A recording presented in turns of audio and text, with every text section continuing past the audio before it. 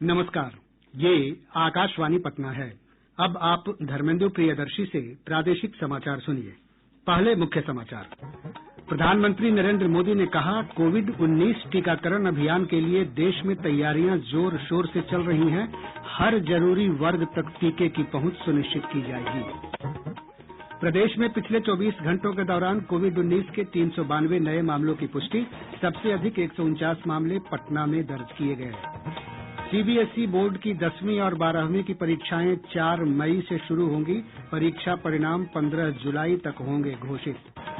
और औरंगाबाद जिले में सुरक्षा बलों ने रफीगंज थाना क्षेत्र से एरिया कमांडर सहित 3 कट्टर नक्सलियों को गिरफ्तार किया। बुलेटिन की शुरुआत से पहले यह संकल्प। कोविड-19 महामारी के खिलाफ देश एकजुट होकर लड़ रहा है। आप भी हमारे साथ सुरक्षा और बचाव के 3 आसान एहतियाती उपायों का संकल्प लें। कोविड-19 से बचाव और सुरक्षित रहने के 3 उपाय। मास्क लगाएं, 2 गज दूरी है जरूरी, सुरक्षित दूरी रखें, हाथ और मुंह साफ रखें। अब समाचार विस्तार से।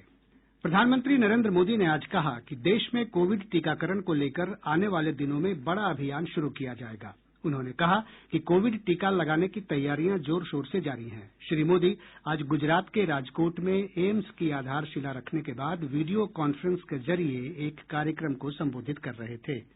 कोरोना से पीड़ित साथियों को बचाने का भारत का रिकॉर्ड दुनिया से बहुत बेहतर रहा है। वहीं अब संक्रमण के मामले में भी भारत लगातार नीचे की तरफ जा रहा है। साल 2020 में संक्रमण की निराशा थी, चिंताएं थी। 2020 की वो पहचान बन गई। लेकिन 2021 इलाज की आशा लेकर के आ रहा है। वैक्सीन को लेकर भारत में हर जरूरी तैयारियां चल रही है। भारत में बनी वैक्सीन तेजी से हर जरूरी वर्ग तक पहुंचे, इसके लिए कोशिशें अंतिम चरणों में हैं। दुनिया का सबसे बड़ा टीकाकरण अभियान चलाने के लिए भारत की तैयारियां जोरों पर है। प्रधानमंत्री ने कहा कि वर्ष का यह अंतिम दिन भारत के कोरोना योद्धाओं को याद करने का है। आज देश उन साथियों को, उन वैज्ञानिकों को, उन कर्मचारियों को भी बार बार याद कर रहा है जो कोरोना से लड़ाई के लिए जरूरी मेडिकल इंफ्रास्ट्रक्चर तैयार करने में दिन रात जुटे रहे हैं।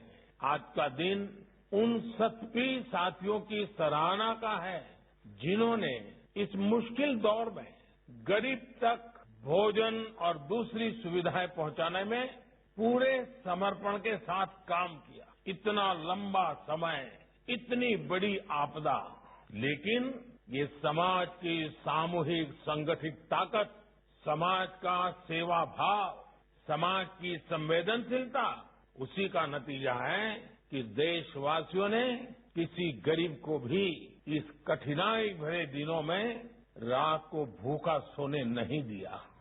प्रधानमंत्री ने कहा कि कोविड महामारी की चुनौतियों का देश ने एकजुटता के साथ प्रभावी तरीके से सामना किया है।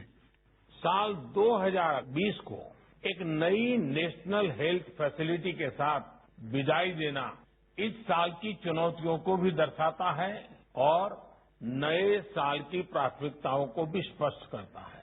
ये साल पूरी दुनिया के लिए स्वास्थ्य के रूप में अभूतपूर्व चुनौतियों का साल रहा है। इस साल ने दिखाया है कि स्वास्थ्य ही संपदा है।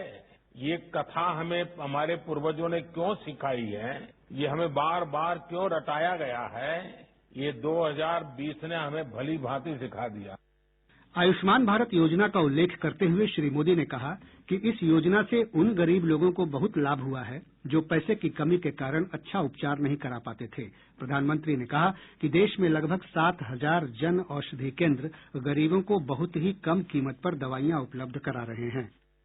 गरीबों का एक और साथी है जन औषधि केंद्र।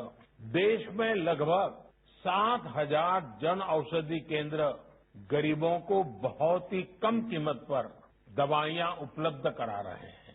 इन जन औषधि केंद्रों पर दवाइयां करीब करीब 90% तक सस्ती होती हैं। यानी 100 रुपये की दवाई 10 रुपये में मिलती है। 3.5 लाख से ज्यादा गरीब मरीज हर रोज इन जन औषधि केंद्रों का लाभ ले रहे हैं और इन केंद्रों की सस्ती दवाइयों की वजह से गरीबों के हर साल औसतन 3600 करोड़ रुपए खर्च होने से बच रहे हैं। प्रदेश में पिछले 24 घंटों के दौरान कोविड-19 के 392 नए मामलों की पुष्टि हुई है। आज सबसे अधिक 149 मामले पटना जिले से सामने आए हैं। प्रदेश के अन्य जिलों से भी पॉजिटिव मामले दर्ज किए गए हैं। प्रदेश में फिलहाल सक्रिय मामलों की संख्या 5012 है। वहीं इस महामारी से स्वस्थ होने की दर भी 97% से अधिक हो गई है। अब तक राज्य में लगभग 2,47,000 मरीज संक्रमण से ठीक हुए। देश में कोविड-19 के टीके को लगाए जाने का अभ्यास अगले महीने 2 तारीख से शुरू होगा। केंद्र सरकार ने सभी राज्य सरकारों और केंद्र शासित प्रदेशों से टीकाकरण के लिए पर्याप्त तैयारियां सुनिश्चित करने को कहा है। केंद्रीय स्वास्थ्य सचिव राजेश भूषण ने इस तैयारी के लिए राज्यों के मुख्य सचिव, स्वास्थ्य और अन्य संबंधित लोगों के साथ एक उच्च स्तरीय बैठक की। सभी राज्यों की राजधानियों में कम से कम 3 स्थानों पर इस टीकाकरण अभ्यास को किया जाएगा। कुछ राज्यों में चुनिंदा जिलों में भी यह अभ्यास किया जाएगा। वरिष्ठ चिकित्सा विशेषज्ञ डॉक्टर नरेंद्र सैनी ने कोरोना वायरस संक्रमण से सुरक्षित रहने के लिए लोगों से सभी एहतियाती उपायों का पालन करने की अपील की है। उन्होंने कहा कि टीका आने के बाद भी लोगों को टीकाकरण की अपनी बारी के लिए सरकार के निर्देशों के अनुसार कदम उठाना चाहिए। हमें ध्यान रखना होगा कि हम लोग संक्रमित न हो इस बीमारी से, जिसके लिए बार बार कहते हैं कि वैक्सीनेशन जब तक नहीं आता तब तक हमें सोशल डिस्टेंस मेंटेन रखना है, मास्क रखना है, अपने हाथों को बार बार साफ करना है और भीड़ भाड़ की जगहों से दूर रहना है। हमें समझना भी होगा कि एक बारी में इतने सारे वैक्सीनेशन नहीं बन सकते, इसलिए यदि वैक्सीनेशन आ भी जाए तो उसके लिए जो गवर्नमेंट प्रायोरिटी दे उसको हम ध्यान से सुने और उसी के अनुसार हम अपने वैक्सीनेशन का इंतजार। जूनियर डॉक्टरों की 9 दिन से जारी हड़ताल समाप्त हो गई है। अब से थोड़ी देर पहले स्वास्थ्य मंत्री मंगल पांडेय और स्वास्थ्य सचिव प्रत्यय अमृत के साथ बातचीत के बाद जूनियर डॉक्टरों ने हड़ताल समाप्त करने का फैसला किया है। जूनियर डॉक्टर आज रात से ही काम पर लौट आएंगे। स्वास्थ्य मंत्री ने कहा कि डॉक्टरों की जायज मांगों को पूरा किया जाएगा। गौरतलब है कि जूनियर डॉक्टर स्टाइपेंड में बढ़ोतरी की मांग को लेकर हड़ताल पर थे। प्रादेशिक समाचार आप आकाशवाणी पटना से सुन रहे हैं। सीबीएसई बोर्ड की 10वीं और 12वीं की परीक्षाएं अगले वर्ष 4 मई से शुरू होंगी और 10 जून तक चलेंगी। केंद्रीय शिक्षा मंत्री रमेश पोखरियाल निशंक ने आज इसकी घोषणा की। उन्होंने कहा कि 15 जुलाई तक परीक्षा परिणाम घोषित कर दिए जाएंगे। देश में कल से सभी वाहनों पर फास्टैग लगाना अनिवार्य हो जाएगा। यात्रियों को इससे यह सुविधा होगी कि उन्हें टोल प्लाजा पर नकद भुगतान के लिए रुकना नहीं पड़ेगा। इससे समय और ईंधन की बचत होगी।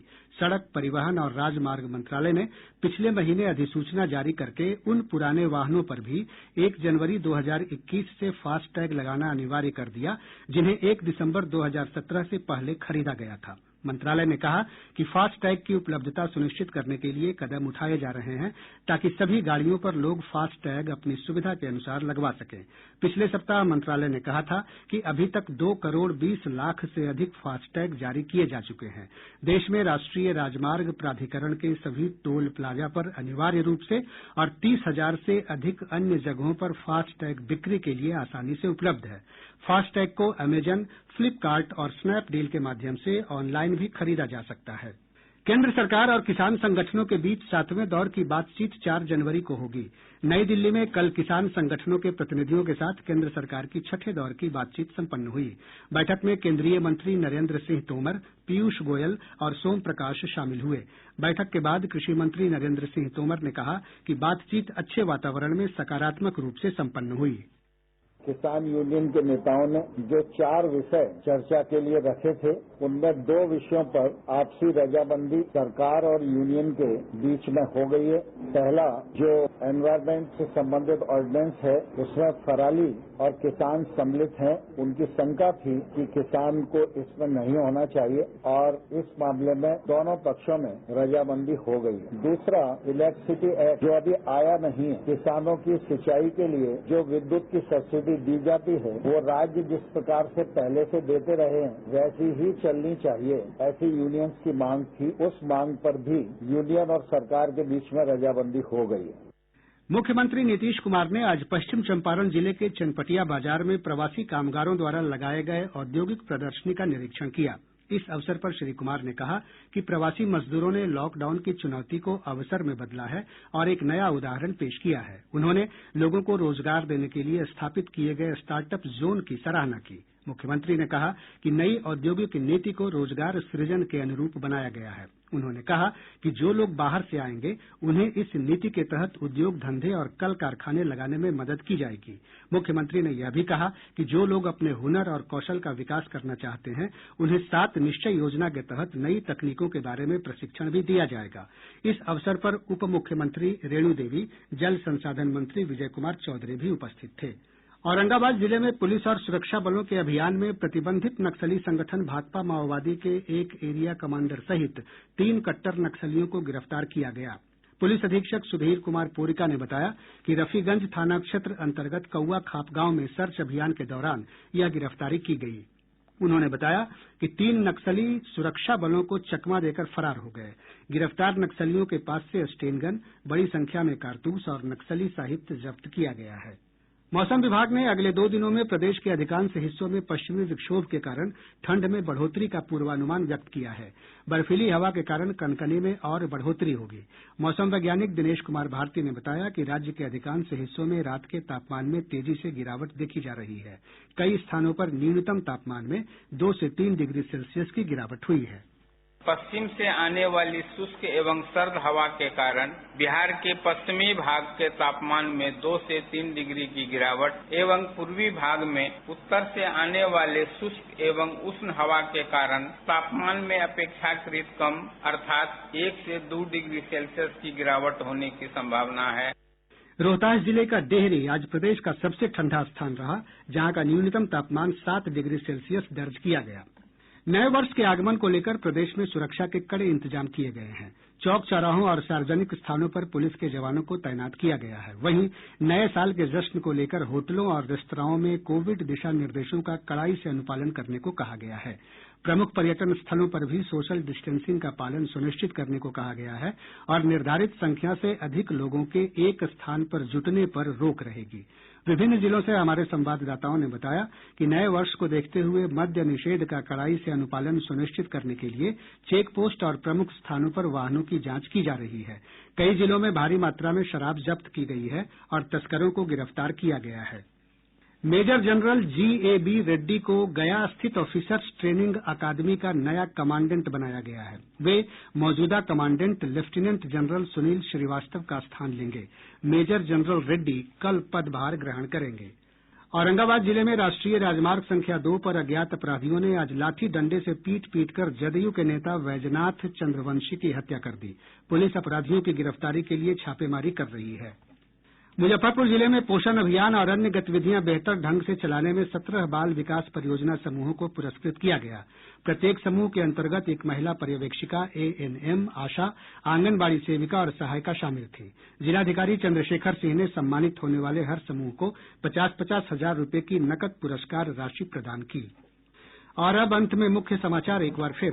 प्रधानमंत्री नरेंद्र मोदी ने कहा, कोविड-19 टीकाकरण अभियान के लिए देश में तैयारियां जोर शोर से चल रही हैं। हर जरूरी वर्ग तक टीके की पहुंच सुनिश्चित की जाएगी। प्रदेश में पिछले 24 घंटों के दौरान कोविड-19 के 392 नए मामलों की पुष्टि, सबसे अधिक 149 मामले पटना में दर्ज किए गए। CBSE बोर्ड की 10वीं और 12वीं की परीक्षाएं 4 मई से शुरू होंगी। परीक्षा परिणाम 15 जुलाई तक होंगे घोषित। और औरंगाबाद जिले में सुरक्षा बलों ने रफीगंज थाना क्षेत्र से एरिया कमांडर सहित 3 कट्टर नक्सलियों को गिरफ्तार किया। इसके साथ ही आकाशवाणी पटना से प्रसारित प्रादेशिक समाचार का यह अंक समाप्त हुआ। कोविड-19 से बचाव और सुरक्षित रहने के 3 उपाय। मास्क लगाएं, 2 गज दूरी है जरूरी, सुरक्षित दूरी रखें, हाथ और मुंह साफ रखें।